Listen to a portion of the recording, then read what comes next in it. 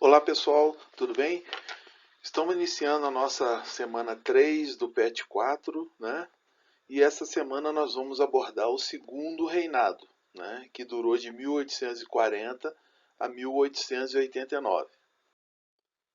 O segundo reinado é o período da história brasileira que se inicia com um golpe da maioridade de Dom Pedro II. Nós estudamos isso, né, no período regencial. O que foi o golpe da maioridade, né?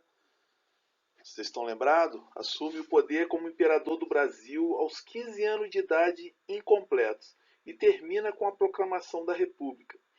Pois bem, o golpe da maioridade foi quando os liberais, né, naquela disputa política com os conservadores, eles apoiaram a ideia de Dom Pedro assumir o Império Brasileiro, né, subir o trono, mesmo antes de completar a maioridade. Então ele com 15 anos ele assumiu o trono do Brasil, né?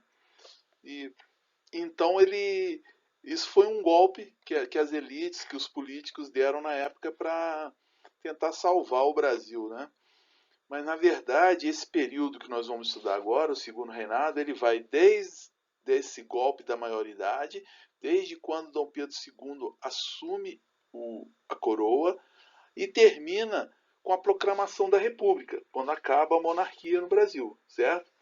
Então a gente precisa entender isso, esse conceito. O que foi o segundo reinado? Foi um período da história brasileira que se inicia com o golpe da maioridade e termina com a proclamação da República. Tá bem? Como era a política interna nesse período, né? Nesse período do segundo reinado? Nós estamos falando desde quando Dom Pedro assumiu com 15 anos até 1889, né? Então, as eleições naquela época eram chamadas de eleições do cacete. Por quê? Porque cada discurso de um determinado político, cada discórdia que acontecia entre os partidos políticos, cada eleição, o resultado daquela eleição era decidido no cacete, porque eles brigavam, eles pegavam literalmente no cacete para brigar. Então, por isso era chamado de eleições do cacete, porque existia uma discórdia muito grande entre os liberais e conservadores. A política naquela época era dividida nesses dois partidos. Nós tivemos nesse período de segundo reinado revoltas liberais que aconteceram em São Paulo e Minas Gerais. Tá? Esses dois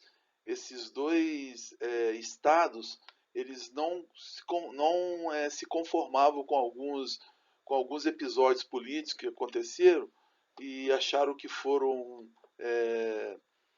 inferiorizado com relação a outros estados, então eles decidiram fazer algumas revoltas. E eram revoltas liberais, porque ora Dom Pedro apoiava os conservadores, ora apoiava os liberais. Então eles estavam achando que o Dom Pedro estava dando mais atenção para os conservadores. Então aconteceu essas revoltas liberais, tá? Tanto em São Paulo como em Minas. E em Minas inclusive foi em Barbacena, tá? Barbacena que foi o centro, o foco dessa revolta liberal, tá? Nós também, desse período, nós podemos destacar um fato chamado parlamentarismo às avessas. O que foi isso? Dom Pedro, em comum com os políticos da época, ele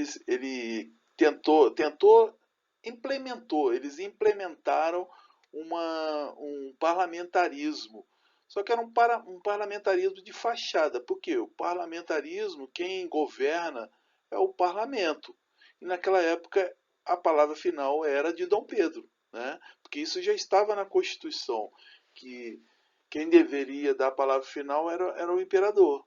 Né? Então eles tentaram copiar o parlamentarismo da Inglaterra, que é um parlamentarismo que vem desde aquela época até hoje na Inglaterra da mesma forma. Existe uma rainha, mas quem governa o país, quem controla o país é o parlamento, né?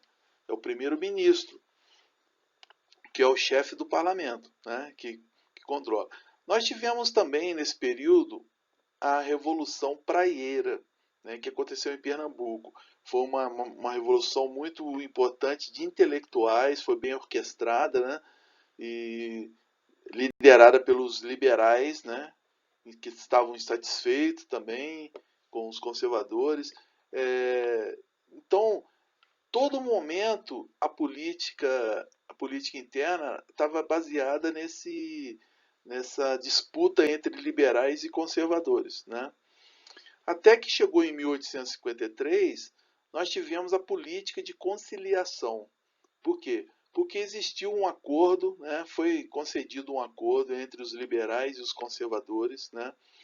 E o Brasil respirou assim alguns anos de tranquilidade, né, política, que pôde se desenvolver um pouco, pôde formar suas instituições, né, seu mercado, sua economia estabilizou, pôde se preparar um pouco socialmente, mas foi por um período curto, tá? Porque lá na frente nós vamos ver que os liberais conservadores voltam a se desentender, tá?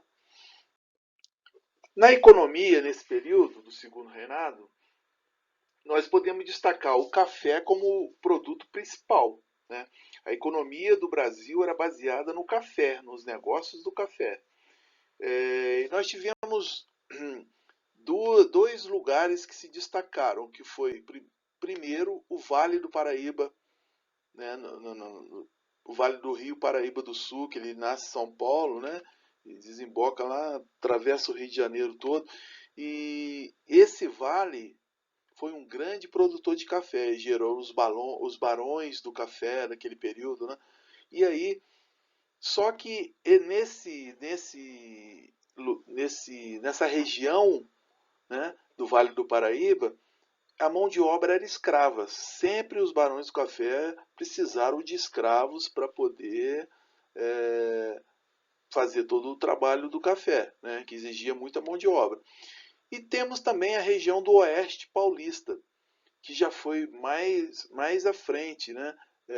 Quando o café começou a decair no Vale do Paraíba, descobriram umas terras muito boas, férteis, lá no Oeste Paulista, e ali foi uma correria de produtores de café, né? Teve uma grande produção, e só que a mão de obra dessa região já era com imigrantes. O governo já estava incentivando é, a trazer mão de obra, né, do exterior para trabalhar, visto que já estava a caminho e depois realmente acabou a escravidão no Brasil, né? Com o café aconteceram muitas mudanças no Brasil, né? Porque o café gerou muita riqueza e patrocinou muita coisa, tipo ferrovias, né? Lá para o Oeste Paulista já tinha desenvolvido uma grandes ferrovias que pegavam o café lá na produção e levava até no Porto de Santos. Nós tivemos telégrafos, que foi patrocinado nesse período, né, com riquezas dos cafeicultores. Início da industrialização, né, o Brasil deu um início, um pontapé inicial nas industrialização com o dinheiro do café. Né? A urbanização, mesma coisa. Os grandes produtores de café queriam morar no Rio e São Paulo, principalmente São Paulo, no final do período, começaram a investir na cidade de São Paulo para morar. Mesmo eles tendo residência lá na produção de café deles, próximo, eles queriam investir na urbanização em São Paulo. Né? O segundo produto que podemos dizer assim foi o algodão. Né? Ele teve um período de grande desenvolvimento, de grande riqueza, né? De grande prosperidade. Foi principalmente o período em que os Estados Unidos estavam em crise, que estava ocorrendo a guerra civil, né? E os Estados Unidos ficou destruído e perdeu muito com a produção de algodão lá, e por causa da guerra. E o Brasil aproveitou esse momento. O Brasil produzia menos que os Estados Unidos, mas produzia algodão. Então o Brasil aproveitou esse momento e desenvolveu sua economia com algodão. Tivemos também uma outra fase que foi chamada a fase, a Era Mauá, que era foi patrocinada por um grande empresário brasileiro, um grande investidor, né, que ganhou o título de Barão de Mauá, depois de Visconde de Mauá, né? Foi um homem muito importante, foi um dos homens mais ricos do mundo na época. E esse período foi chamado de surto industrial. Por quê? Porque o Barão de Mauá ele investiu em vários segmentos da economia, né? Esse período iniciou com a tarifa Alves Branco, né, que é o nome de um senador, que o Brasil começou a tarifar os produtos importados. Então, os produtos importados entravam no Brasil e as empresas brasileiras não tinham condições de concorrer, né? Então, a partir dessa tarifa, o Brasil começou a taxar principalmente os produtos ingleses, que entravam muito forte aqui no Brasil. E aí eles tinham que pagar uma taxa muito alta e o produto ficava caro. E aí dava chance para os produtores nacionais conseguir competir com eles, né? E também iniciou na época da lei Eusébio de Queiroz, que foi uma lei que a escravatura, aboliu a escravatura, o tráfico internacional de escravos, né? A partir de 1850 não se poderia comprar escravos no mercado internacional, né? Os escravos, como os escravos aqui no Brasil era um pouco mais barato, então eles conseguiu investir, aliás, desculpa, a mão de obra aqui era mais cara. Por quê? Porque não tinha escravo vindo do exterior. Então eles tiveram que aumentar muito o preço dos escravos, os poucos que ainda tinha aqui no Brasil. E aí eles tiveram que começar a contratar mão de obra do exterior, né, que são os imigrantes, que começaram a entrar para substituir os escravos, né? Então, esse período de surto industrial se iniciou nesse período, dessas tarifas e dessa lei. E aí o Barão de Mauá, que como eu falei foi um grande investidor, né, um grande desenvolvedor de riquezas, ele investiu em vários segmentos da economia: ferrovias, estaleiros, telégrafos, né, iluminação a gás. Então ele estava trazendo tudo que era tecnologia para o Brasil e construindo aqui. As empresas dele construíam os trens, construíam os navios, né, construía iluminação a gás. Então ele começou a investir em vários segmentos e ficou muito rico, né? E aí, cara, vem a crise, né? Uma crise que no final desse período que foram as tarifas Silva Ferraz, né? Que começou a tarifar, né, os produtos nacionais, baixou as tarifas dos produtos internacionais e aí os empresários brasileiros perderam a concorrência. Barão de Mauá quebrou nesse período, né? Porque ele não conseguia concorrer com dinheiro inglês, com dinheiro internacional que entrava no Brasil. Tá? Uma coisa que marcou também foi a grande imigração europeia. Tá? A grande imigração europeia. Por quê? Eles estavam substituindo a mão escrava, né, a mão dos negros africanos, estavam substituindo por imigrantes europeus. E nós vamos entender agora aqui três efeitos dessa onda. Foram as causas. As causas dessa grande imigração. Tem duas. Tem, na Europa, estavam acontecendo guerras de unificação. Então, vários países estavam se unindo, disputando território, estava tendo muita guerra. Então, muitas pessoas fugiram da Europa e vieram tentar a vida aqui no Brasil. Tá? Também estava acontecendo na Europa, nesse período, a Revolução Industrial. Né? O que acontecia? Muita gente estava vindo do campo para trabalhar nas grandes cidades, né, na indústria. E aí estava entrando em crise, porque não tinha emprego para todo mundo e estava gerando muita miséria, muitas pessoas passando necessidade. E aí viram a oportunidade de tentar a vida aqui no Brasil. Né? E o que estava acontecendo no Brasil também nessas causas? A expansão do café, né? O café começou a expandir muito, o Brasil começou a depender muito do café, aumentando as áreas de produção e precisava de mão de obra. Né? Como a lei Eusébio de Queiroz estava em vigor, não podia importar escravos do exterior. Então tivemos que contratar esses imigrantes para suprir a mão de obra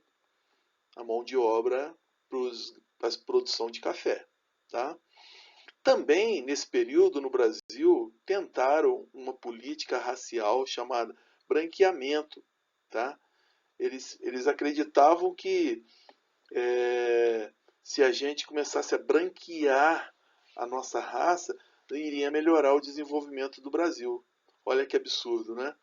Eles achavam que o negro e o índio que estava atrasando o desenvolvimento do Brasil, que a gente nós somos uma cultura mestiça, né? Uma cultura misturada. Então eles queriam branquear, trazer europeus, principalmente italianos e alemães, para trabalhar aqui no Brasil, para poder fazer essa mistura e a nossa raça ir ficando cada vez mais branca. Tá? Olha que absurdo, né? Também estava acontecendo a defesa do território.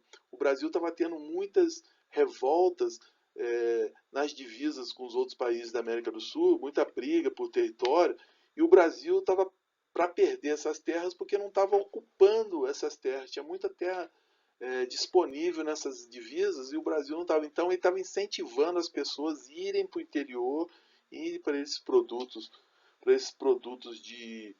esses locais de divisa, né, de fronteira, para poder ocupar esses espaços. Então, esses imigrantes vieram para suprir essas necessidades. Tá? Nós tivemos dois tipos de imigração europeia. Nós tivemos um sistema de parcerias que foi logo de início. Eles começaram a bancar a viagem do cara para cá, para o cara poder trabalhar, chegava aqui e ficava na mão do fazendeiro, né? O fazendeiro dava lugar para o cara morar, dava roupa, dava equipamento para ele plantar e tal. E acontecia que quando o cara ia colher aquilo lá, quando fosse ser vendido aquilo, o cara estava devendo muito mais, ele recebia muito pouco e ele estava devendo. Então ele sempre devia para o patrão. Então cada vez mais ele estava na mão do fazendeiro. E com isso ele estava praticamente num regime de escravidão por dívida. Ele ficava preso à terra e preso ao patrão. E aí surgiram muitas denúncias, né? Muitas pessoas, essas denúncias chegaram até na Europa. Tal. E aí o governo brasileiro teve que intervir, né?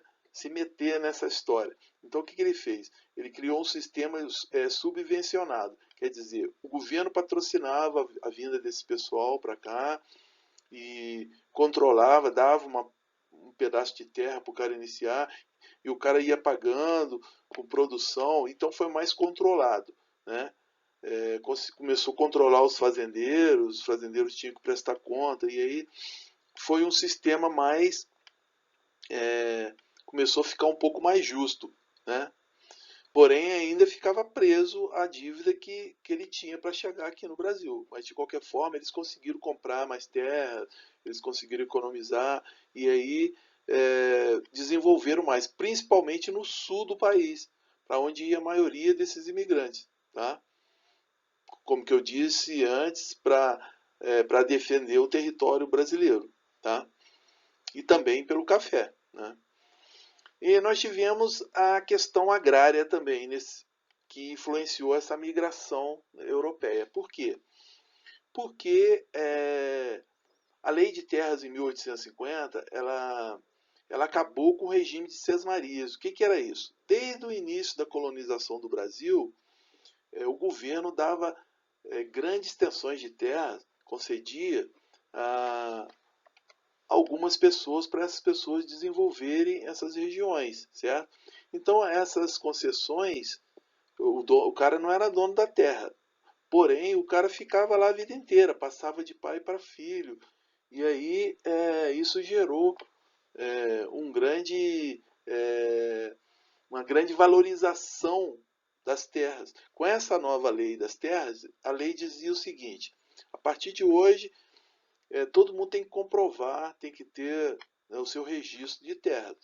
E esse pessoal que ganhou Sesmaria lá há centenas de anos, há dezenas de anos, algumas famílias, não tinha como provar. Então, quem não tivesse o papel da terra, o registro da terra, teria que devolver a terra para o governo, e o governo, com isso, começou a vender terra. Todo mundo que quisesse ter terra desse período em diante, começou a comprar a terra do governo, tá? Comprar a terra, né? E isso facilitou a vinda dessa mão de obra da Europa, tá?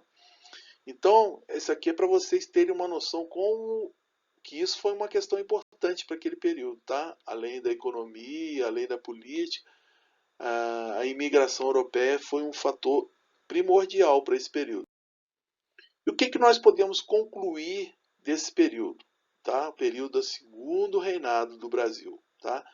Eu citei aqui algumas que foram as questões fundamentais no abalo da monarquia, porque nesse período, né, esse período do segundo reinado, ele termina com o fim da monarquia no Brasil. E o que abalou a monarquia a ponto de passar o Brasil decidir ter uma república? O que aconteceu? Tá? Primeiro, o fim do tráfico negreiro, né? A família real se sentiu pressionada tal, e acabou decretando a Lei Áurea, né? E isso desagradou a elite agrária do Brasil, né? A introdução da mão de obra de imigrantes, nós acabamos de ver, né? Com a entrada desses imigrantes, esses imigrantes trouxeram ideias libertárias que estavam acontecendo lá na Europa, e aí esses produtores deixaram de ser escravagistas e começaram a ter umas ideias republicanas, né?